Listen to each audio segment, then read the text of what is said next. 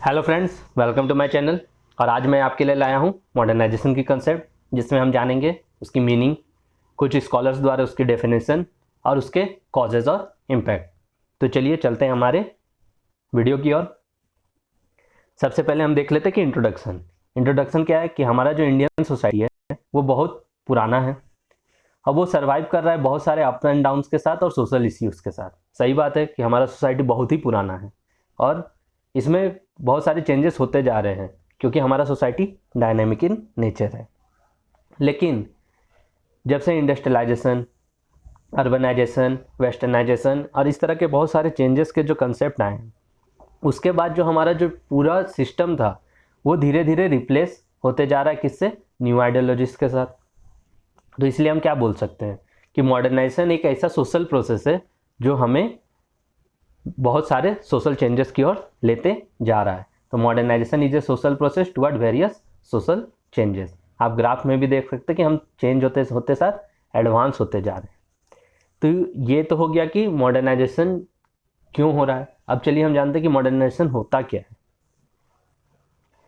तो meaning of modernisation, तो modernisation जो सिंबलाइज करता है वो सिंबलाइज करता है एडवांसमेंट को।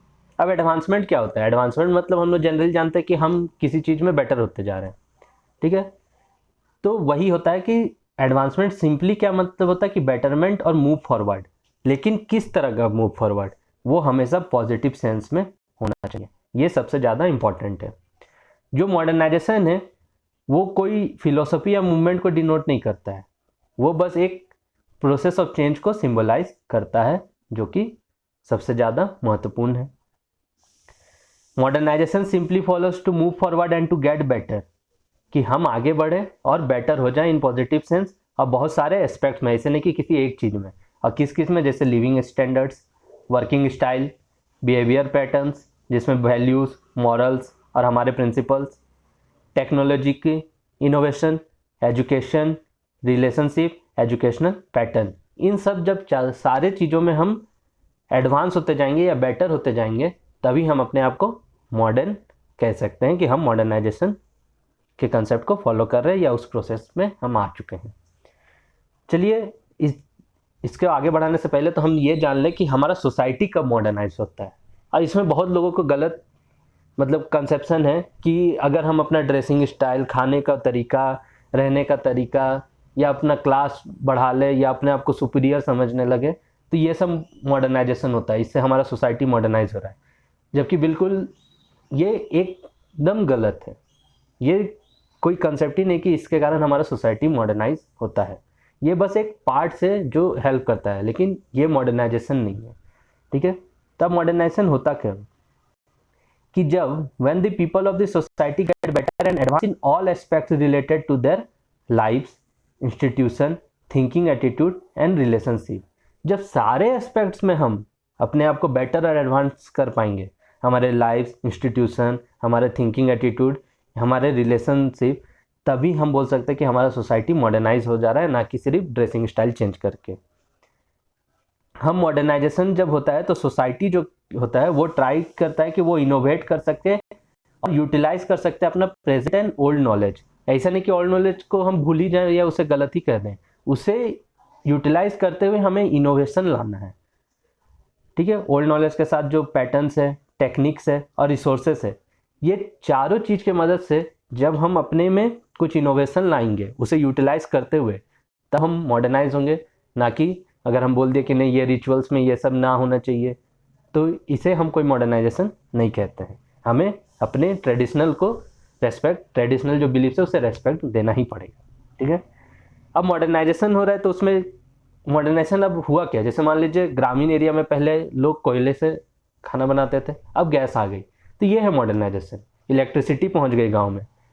बहुत सारे सोशल लेवल्स थे, जैसे जो कास्ट सिस्टम के बेसिस में डिवीज़न, फिर चाइल्ड मैरिज, ये सब जो ख़त्म हुए, ट्रांसपोर्ट फैसिलिटीज़ बढ़ गए, ये सब है एक्चुअल में मॉडर्नाइजेशन।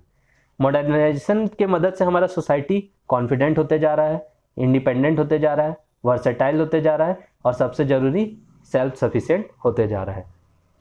तो मॉडर्नाइजेशन जो प्रोसेस है वो हमारे सोसाइटी को हेल्प करता है कि वो अपना यूनिकनेस को रियलाइज़ कर सके ताकि वो उसे बेटर और एडवांस बना सके जो वो पहले थे। ठीक है, तो ये था हमारा कि हमारा सोसाइटी मॉडर्नाइज कब होता है। जो मॉडर्नाइजेशन है, जो सबसे पहले जब यूज़ किया गया था अर्ली एज में, तो वो सिर्फ यूज़ किया गया था रेफर करने के लिए change in economy and it's related effects on social values and practices, कि जो भी चेंज इन इकोनॉमी होगा और उसके कारण जो भी इफेक्ट पड़ रहा होगा हमारे सोशल वैल्यूज एंड प्रैक्टिस में, उसे हम मॉडर्नाइजेशन कहते थे। लेकिन अभी के टाइम में ये बहुत बड़ा ब्रॉड कंसेप्ट है, ये सिर्फ यहीं तक सीमित नहीं रह गया है। तो मॉडर्नाइजेशन को हम और एक अलग तरीका से डिफाइन या डिस्क्राइब कर सकते हैं कि वो एक सोशल चेंज है जो इन्वॉल्व कर रहा है elements of science and technology.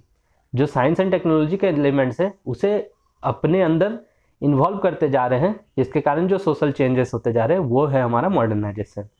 तो जो हमारा साइंटिफिक एंड टेक्नोलॉजिकल इनोवेशन है वो बहुत सारे चेंजेस लाए हैं whole system of social relationship. New ideologies को इंस्टॉल किया गया है in place of traditional ones. ये रिप्लेस किया गया है, ये इनोवेट किया गया है, ना कि उसे एकदम ख़त्म कर दिया गया है और एक नया चीज़ को ले आए हैं, ये नहीं किया गया है। तो ये थी मॉडर्नाइजेशन की मीनिंग। अब चलिए हम देख लेते हैं कि कुछ स्कॉलर्स द्वारा इसके डेफिनेशन।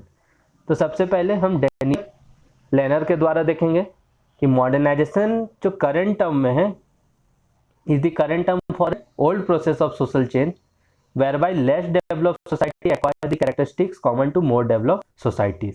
जो लेस डेवलप सोसाइटी है वो कैरेक्टरिस्टिक्स जो हायर या मोर डेवलप सोसाइटीज है उसकी कैरेक्टरिस्टिक्स को एडॉप्ट कर रहे हैं। रूटो एंड वर्ड के द्वारा है कि ये मॉडर्नाइजेशन एक एप्लीकेशन है modern science to human affairs. फिर आते हैं मूरे बोलते हैं। ठीक है, ये है कि modernisation implies a revolutionary change leading to transformation of a traditional society into an advanced, economically prosperous and relatively political stable society।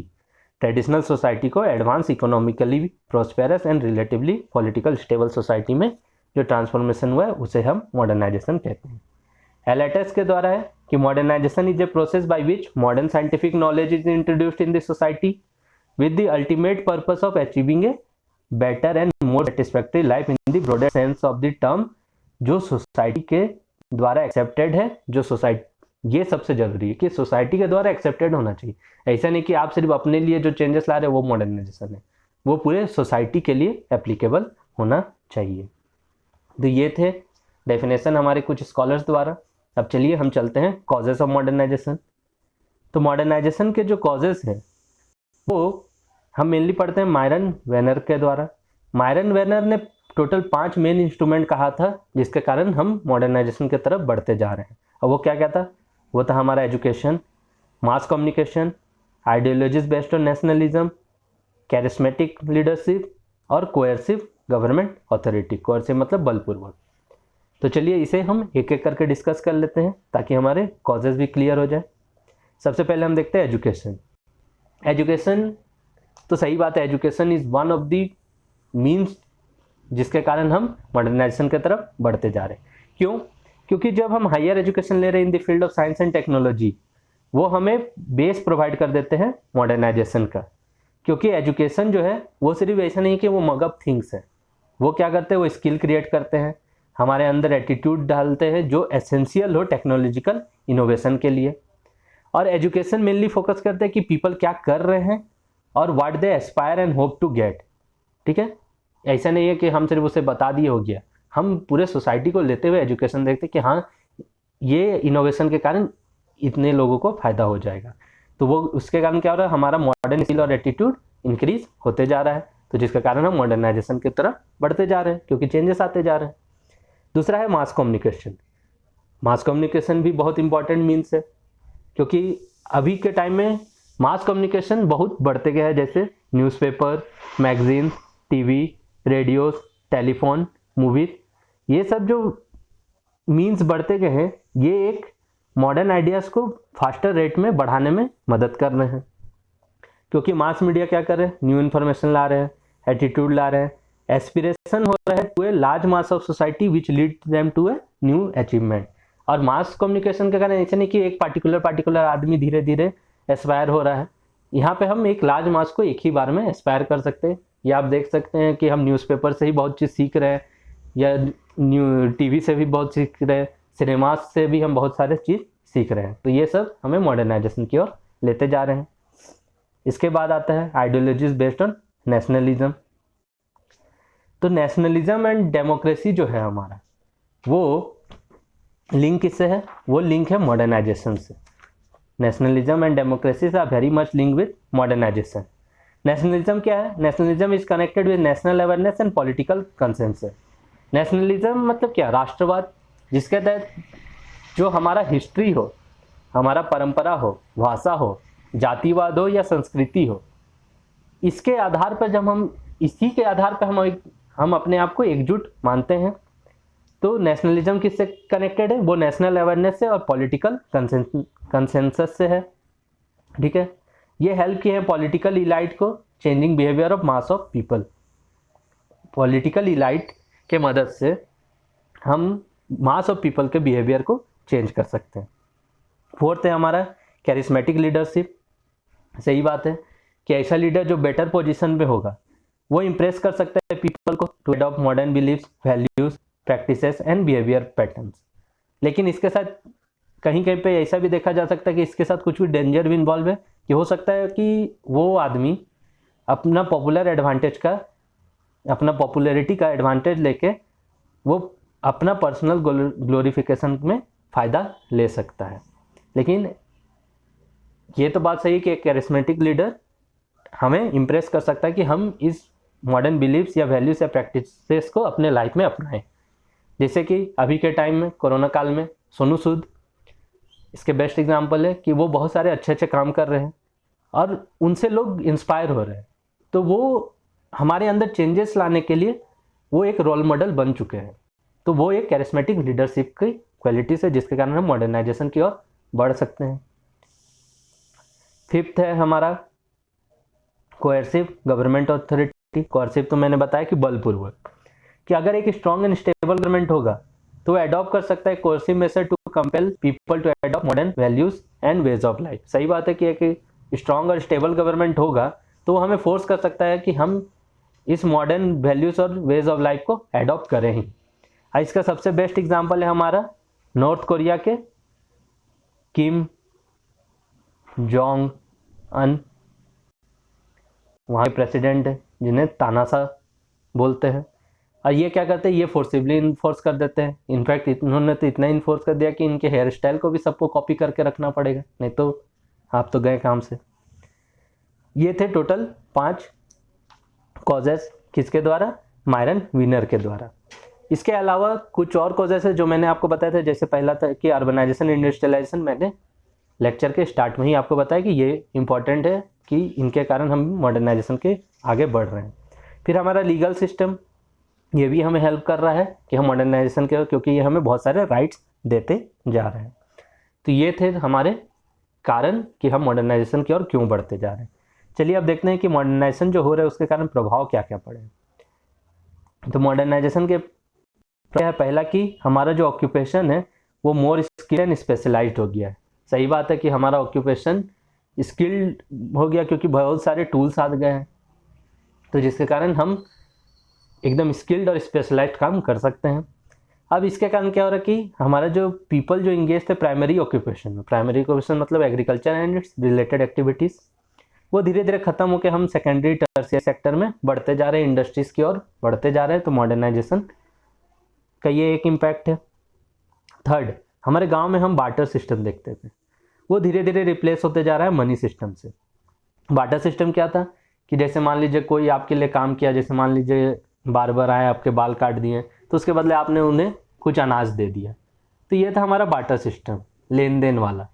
वो अब क्या हो रहा है? वो धीरे धीरे चेंज हो जा रहा है। पहले ये वहाँ पे काइंड के रूप में ही दिया जाता था, मतलब कैश क्रॉप या ये सब के का, लेकिन अब वो धीरे धीरे मनी सिस्टम में रिप्लेस होते जा रहा है।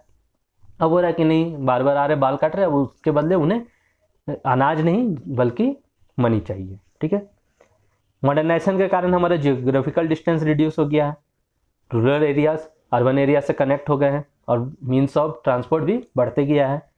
ओल्ड एग्रीकल्चर टूल्स जो है वो रिप्लेस्ड हो गए हैं न्यू एडवांस टूल्स से। सही बात है, जैसे पहले हम खेती बैल से करते थे, अब वो धीरे धीरे ख़त्म होकर अब हम ट्रैक्टर यूज़ कर रहे हैं। तो हमारा बहुत सारे ऐसे और टूल्स है जो धीरे धीरे रिप्लेस हो गए हैं। फिर आता है सबसे इम्पोर्टेंट, हमारा हेल्थ केयर फैसिलिटीज़ और एजुकेशन फैसिलिटीज़ बढ़ गया है, जो कि बहुत ही ज़रूरी था। नए नए इंस्टीट्यूशन इंट्रोड्यूस हो गए हैं, जैसे बैंकिंग, मास कम्युनिकेशन, ये सब। इसके साथ साथ न्यू वैल्यू सिस्टम इंट्रोड्यूस हो गया, जैसे equality, justice, individualism, secularism. Scientific innovation हुए हैं, सही बात है, आज हम मार्स पे पहुंच गए हैं। लार्ज स्केल इंडस्ट्रीज स्टेबलाइज हुए हैं, जिसके कारण एम्प्लॉयमेंट जनरेट हुए हैं, और ये बहुत ज़रूरी है क्योंकि हमारे देश में अनएम्प्लॉयमेंट दिन पर दिन बढ़ते जा रहा है। फैमिली स्ट्रक्चर में चेंजेस देखने को मिले हैं, सही बात है, पहले हम जॉइंट फैमिली देखते थे, अब धीरे धीरे हमें मैक्सिमम न्यूक्लियर फैमिली या एक्सटेंडेड फैमिली देखने को मिल रहे हैं। और इसके साथ साथ जो हमारा सोसाइटी क्लास के ऊपर डिवाइड था, वो था पहले लो एंड हाई, लेकिन इसके कारण एक मिडिल क्लास फैमिली का भी इजाद हो गया है। और सबसे इम्पोर्टेंट कि इसके कारण बहुत सारे सोशल लेवल्स जो हमारे सोसाइटी में थे वो धीरे धीरे ख़त्म हो गए हैं, जो कि मैंने पहले भी बताया था, जैसे डाउरी सिस्टम धीरे धीरे ख़त्म हो रहा है, फिर आपके चाइल्ड मैरिज ख़त्म हो रहे हैं, बाल विवाह, कास्ट सिस्टम के ऊपर जो डिवीज़न थे हमारे सोसाइटी पे वो धीरे धीरे ख़त्म हो रहे हैं। तो ये एक अच्छी पहल है कि हम वो सब से हटते जा रहे थे। तो ये था टोटल हमारा मॉडर्नाइजेशन का कंसेप्ट, जिसमें हमने जाना कि उसकी मीनिंग क्या है, मॉडर्नाइजेशन एक्चुअली में होता क्या है, उसके कारण क्या क्या है और उसके प्रभाव क्या पड़े। तो अगर दोस्तों आपको मेरा ये वीडियो पसंद आया या आपको इससे 1% का भी फायदा हुआ तो प्लीज़ इस वीडियो को लाइक करें, शेयर करें अपने दोस्तों के साथ ताकि उन्हें भी फायदा हो, और सबसे ज़रूरी कि कमेंट जरूर करके मुझे बताएं कि आपको ये वीडियो कैसा लगा, और सब्सक्राइब कर दें चैनल को ताकि आपको इस तरह के वीडियो और भी मिलते रहें। तो चलिए दोस्तों, मिलते हैं हमारे नेक्स्ट वीडियो में, तब तक के लिए अलविदा, थैंक यू।